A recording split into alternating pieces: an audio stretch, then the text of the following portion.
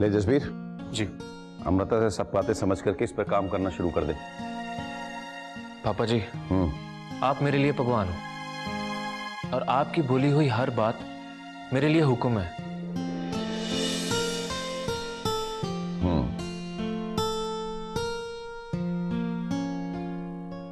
पर मुझे वो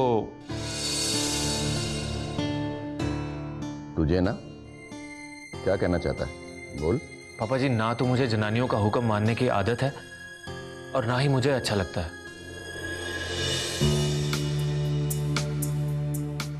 जब अमृता परजाई मुझे कुछ भी काम बोलती है ना तो मुझे बिल्कुल भी चंगा नहीं लगता। जसबीरे, तू अमृता के लिए काम नहीं कर रहा, अपने पापा जी के लिए करता है। और जैसा करता है वैसा ही करता रहेगा, चाहे तुझे बुरा लगे चाहे भला। समझ रहा है ना? इस काम को अमृता से समझ ले और इस पर कार्रवाई शुरू कर दे। जी फुफड़ जी चले।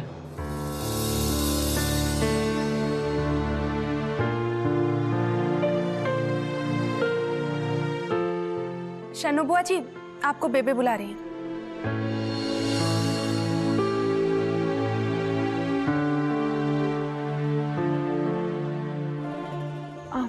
पापा जी, क्या सोच रहे हैं आप? कुछ नहीं पुत्र, आ बैठ। जी पापा जी।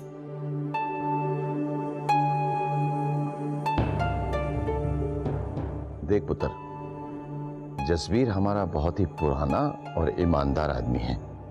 हाँ पापा जी।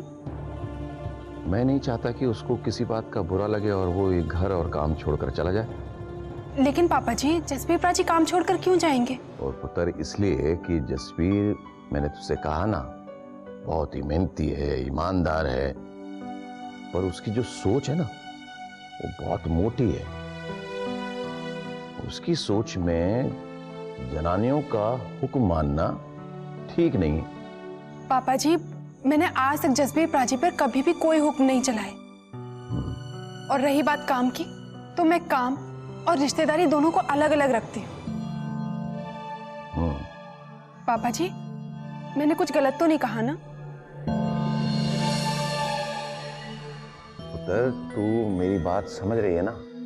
अगर तू जसबीर की इस सोच का थोड़ा ख्याल रखेगी ना तो वो तेरा बहुत दूर तक साथ दे सकता है, हमारे हर काम कर सकता है। इस बात का ख्याल रखना बस। जी पापा जी।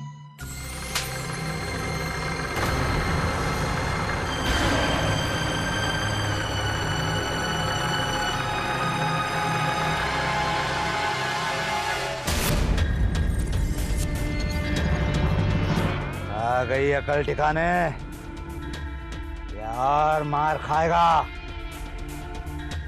अब अगर तूने अपनी जमीन मुझे नहीं बेची तो इसी जमीन के टुकड़े में तुझे गाड़ दूंगा जहां तू अभी गिरा पड़ा है।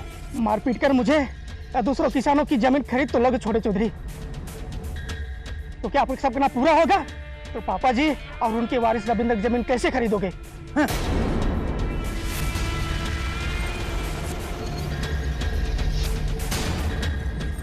मुझे जमीन खरीदने की कोई जरूरत नहीं, क्योंकि इन सारी जमीनों का मालिक मैं हूं। मैं एक बार प्राची और उसका पोता ऊपर चला जाए फिर इन सारी जमीनों का मालिक सिर्फ मैं होऊंगा। मैं। तो आप ये कह रहे हैं? मैं कुछ नहीं कह रहा हूं।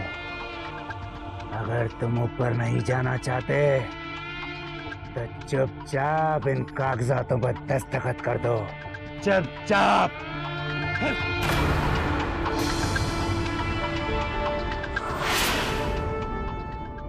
परजाई जी, छोटे चौधरी तो हद ही कर दी है। पहले वो धमकियां देते थे, अब वो मार पिटाई पर उतर आए हैं। आज वो बीरू के घर गए, उसे मारा पीटा और उसे मजबूर किया कि वो कागज पर साइन कर दे। तो क्या उन्होंने साइन कर दिए?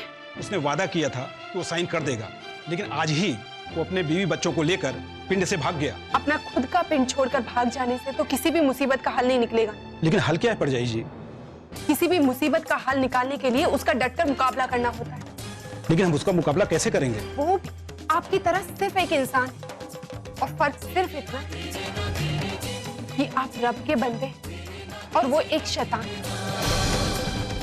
और अब इस शैतान को पकड़ना और भी आसान है। वो कैसे परजाई जी? अंदर से टूट चुके हैं। हम समझे नहीं परजाई जी। रविंदर के आने से पहले वो सबको यही कहते फिरते कि इस खानदान का कोई वारिस नहीं, लेकिन अब क्योंकि इस खानदान का वारिस आ गया तो कंवल के जाने के बाद वही इस पूरे गांव का रखवाला बने। और यही सोचकर शमशेर चाचा जी बौखला चुके हैं और इस पागलपन में वो कुछ ना कुछ ऐसा कर बैठे जो हमारे फायदे के लिए हो। और अगर इस वक्त हम सब लोग मिलकर एक हो जाए तो उनकी मजाल कि वो किसी के भी घर में घुसकर उन पर जुल्म ढा सके।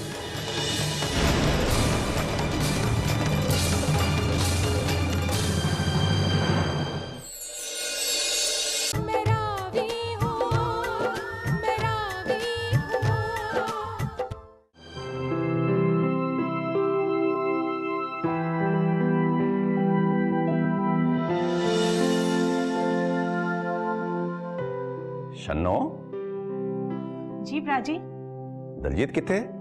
मुझे बताकर थोड़ी जाते हैं कहीं भी। बता के नहीं गया? वो आ गया जसबीर। अमृता, किसे बुला रहे हैं प्राजी? अमृता को? घर में ना अमृता है और ना रविंदर।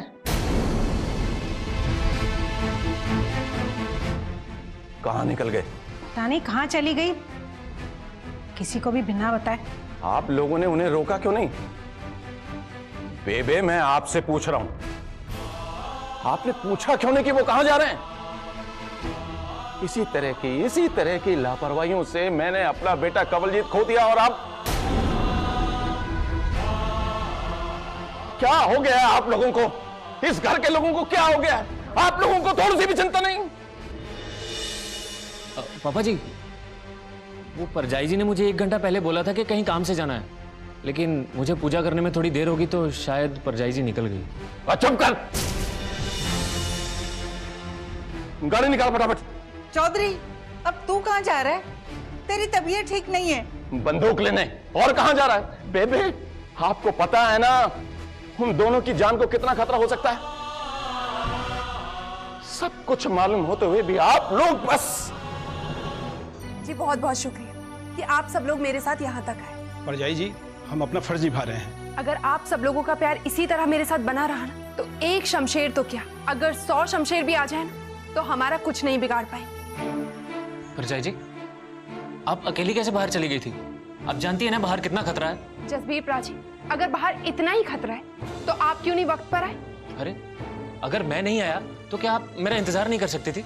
मुझे रविंदर को इंजेक्शन लगवाना और दवाखाना से 12 बजे तक खुला और इंजेक्शन लगवाने का आज आखिरी दिन था। लेकिन परजाई जी, अगर आपको कुछ हो जाता तो जसबीर प्राची, ये आपकी जिम्मेदारी है क्योंकि पापा जी ने ये काम आपके हवाले किया है। शायद आप भूल रहे। लेकिन परजाई जी, आप ऐसे कैसे बोल रही हैं? अमृता ठीक कह रही है जसबीर, और तुम भी साफ साफ बता दो कि तुम इस घर और खानदान की रक्षा ठीक ढंग से कर सकते हो कि नहीं, या तुम शमशेर से डर गए हो, या तुम किसी और कारण से अपनी जिम्मेदारी को ठीक से नहीं निभा पा रहे हो। तो मैं तुम्हें ऐसा काम सौंप दूंगा जिसमें आराम ही आराम होगा, कोई खतरा नहीं। पापा जी, लेकिन चुप रहो, मुझे कुछ नहीं सुनना, और अपनी मंशा मुझे बता देना बस।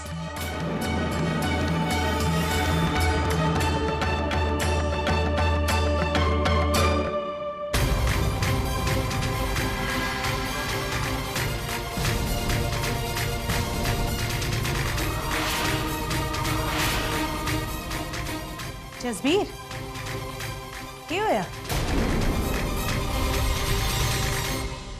हाँ शन्नो, शमशेर प्राजी, सोचा कि पूछ लूं तुम्हारी परेशानी दूर हुई कि नहीं। कहाँ प्राजी? जब तक अमृता का राज इस घर में है ना, किसी की परेशानी दूर नहीं हो सकती। अब तो अमृता की वजह से प्राची भी वैसे ही हो गए।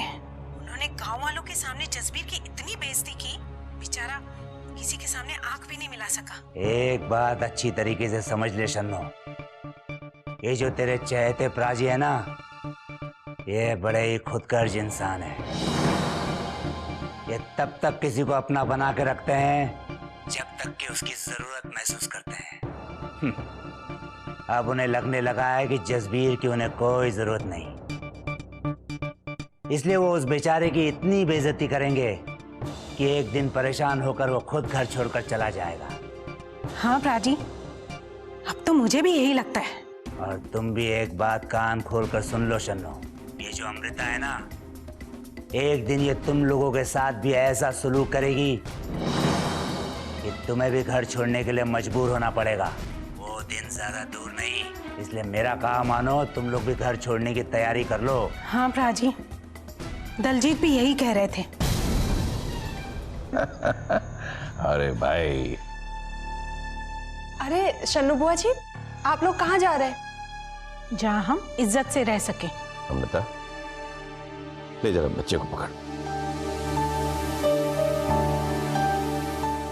शन्नो, ये तू क्या कह रही है? इस घर में जो सबको इज्जत दी जाती है वो तुझे भी मिलती है? नहीं प्राजी, हमें यहाँ वही मिलता है जो घर के दूसरे लोग हमें देते हैं। जली कटी बातें, ताने और नौकरों से बदतर सलूक।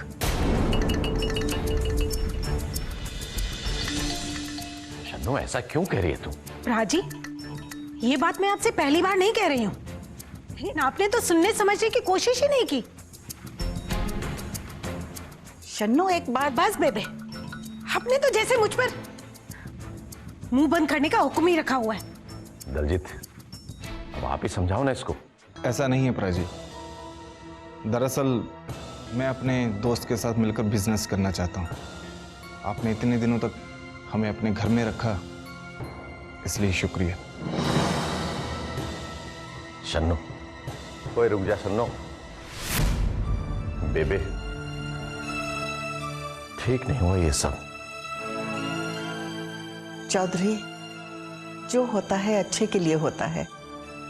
शायद इसी में हमारी और शन्नो की कोई भलाई हो।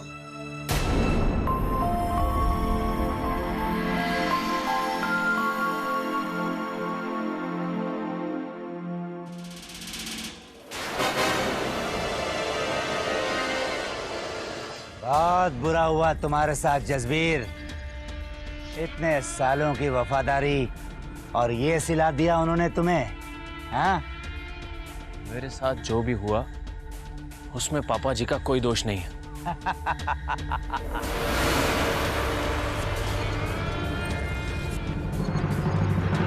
अच्छा जसबीर, ये बता कि इंसान का सबसे वफादार साथी कौन होता है? कुत्ता। तो कुत्ता से भी ज्यादा वफादार है रे। घर से निकाला गया, उसके बाद भी जय जयकार कर रहा है अपने पापा जी की। पापा जी तो है ही उस काबिल, लेकिन अगर मुझे किसी से शिकायत है तो वो है अमृता परजाई, कि वो इस बात का फायदा उठा रही है कि वो कमलजीत प्राजी की विधवा है और रविंदर की माँ, जिसको पापा जी अपनी जान से भी ज्यादा प्यार करते हैं। पर एक बात अच्छी तरीके से समझ ले जसबीर, जो काम मैं तुझसे करवाना चाहता हूँ उसमें तेरे प्यारे पापा जी को थोड़ा बहुत तो नुकसान जरूर होगा।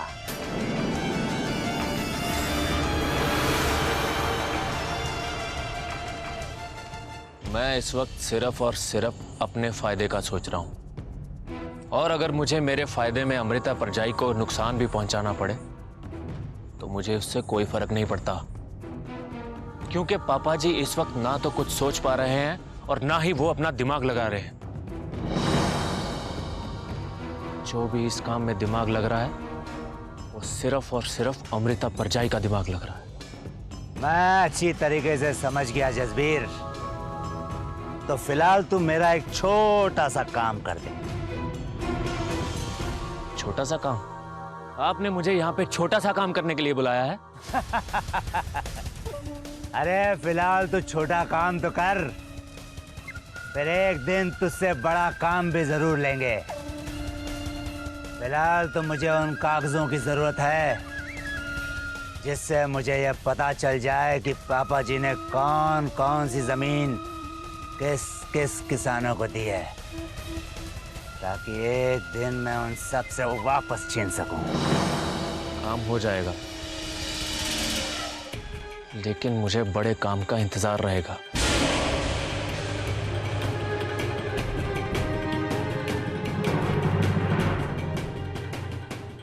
एक दिन तुमसे बड़ा काम करवाएंगे, जरूर करवाएंगे।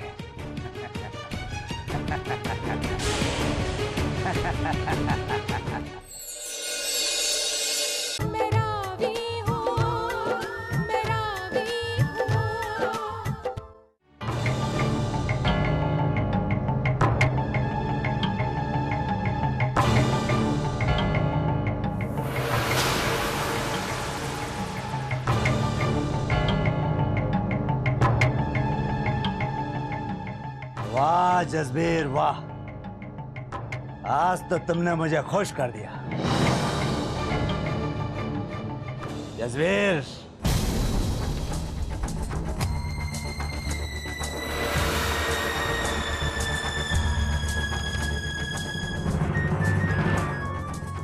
पूरे 1 लाख हैं। 1 लाख?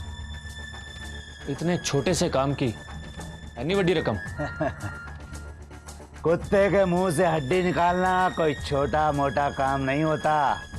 और हाँ, अगला काम भी बड़ा है और उसकी रकम भी। बड़ा काम? कौन सा काम? तुम्हें रविंदर को मेरे हवाले करना है।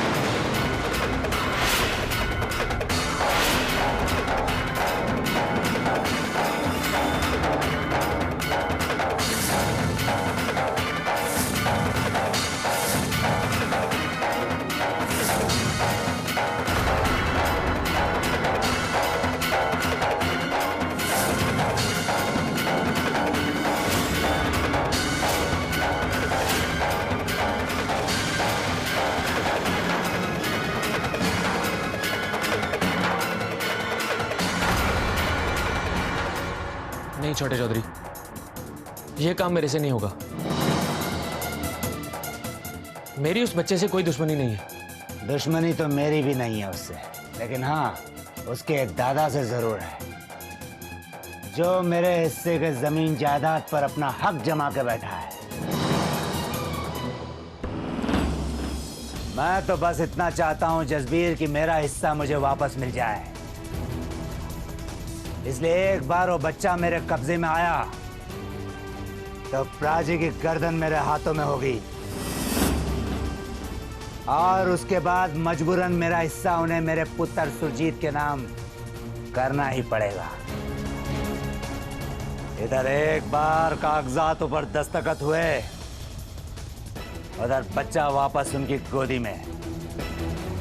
फिर मेरा क्या होगा? मैं तो कहीं का नहीं रहूंगा ना।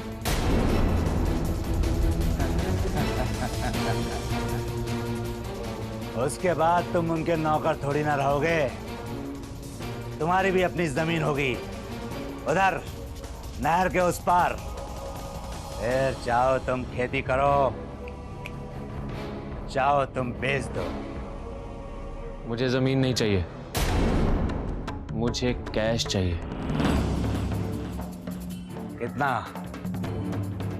5 लाख, और हाँ, साथ में हवाई जहाज की 2 टिकटें, चंडीगढ़ से दिल्ली तक की।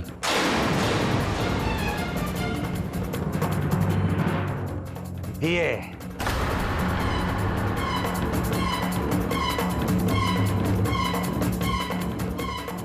लेकिन मेरी एक शर्त है, जब तक टिकटें मेरे हाथ में नहीं आती, बच्चा आपको नहीं मिलेगा। इसलिए पहले टिकटें और कैश, फिर बच्चा।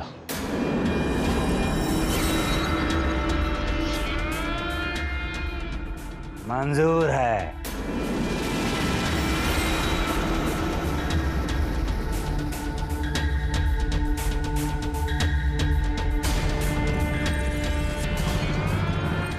टिकटें तो मैं तुम्हें जरूर दूंगा जसबीर, लेकिन दिल्ली की नहीं, ऊपर की।